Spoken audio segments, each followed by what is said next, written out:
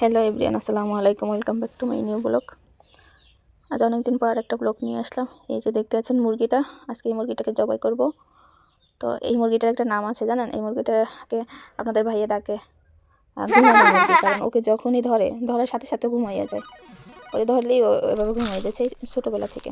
ভাব ওর ওর সাথে আরও কয়েকটা মুরগি ছিল, তো সেই মুরগিগুলো ওর চেয়ে বড়ো হয়ে গেছে, মুরগি ছিল, কিন্তু ও ছিল অনেক ছোট। তখন আপনাদের ভাইকে বলছে যে এটা জবাই করে খাইয়ে ফেলাই, গত বছরের কথা। কিন্তু সে এটা জবাই করবেই না। তারপর তো মাঝখানে আমার মুরগিগুলো চড়েও নিয়ে গেল, 13টা মুরগি চড়ে নিয়ে গেছে। আর এই যে ছোট্ট, যেটার কোনো আশা রাখি নাই যে এইটা দ্বারা কোনো কিছু হবে, তো সেই মুরগিটাই আজ এত বড় হয়েছে মাশাল্লাহ। তো এই মুরগিটার জন্য এখন আবার আল্লাহর রহমতে আমার খুব ভরা মুরগি। তো তো প্রায় 1.5 বছর পর এই মুরগিটা জবাই করলাম। আপনাদের ভাইয়ের তো মনটা খুবই খারাপ। সে এই মুরগিটা সেই ছোটোবেলার সময় বলছি যে আমি এটা জবাই করব, কিন্তু আপনাদের ভাইয়া দেয় না। আজকে 1.5 বছর যাবৎ বলতে বলতে ফাইনালি দিল জবাই করতে। তো তাকে দিয়ে জবাই করেছি। জবাই করতে গিয়ে কী অবস্থা হয়েছে জানেন? 3বার পোজ দিছে গলাটায়, তারপরও মোরগটা ঠিক মতন জবাই করতে পারে না। তো এখানে আমি মাংসগুলো ভেজে নিয়েছি, একটু রং দিয়েছি কালার করার জন্য।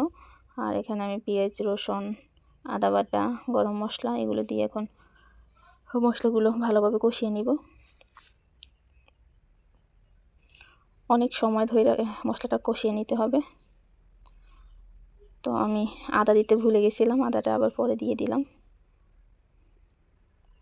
আর এখানে বাদাম বাটা দিয়ে দিয়েছি, তবে একটু সামান্য পানি দিয়ে দিলাম, কারণ পানি একবারে শুকিয়ে গেছে। তো দিয়ে ভালোভাবে অনেক সময় নাড়াচাড়া করতে হবে, ভালোভাবে কষাতে হবে। আমি লাস্টে একটু টক দই দিয়ে দিলাম।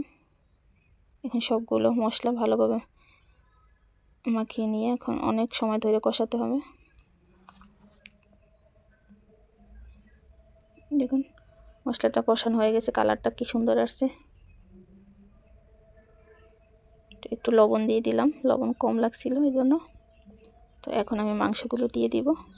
আমি একটা মোরগের 4 টুকরো হয়, আমি 4 টুকরোই করে রেখেছি। তারপর মাঝখানে যে বুকের অংশ ওগুলোও রেখে দিয়েছি, বুকের অংশ, তারপর গলার ধারে যে অংশটুকু ওইগুলো রেখে দিয়েছি।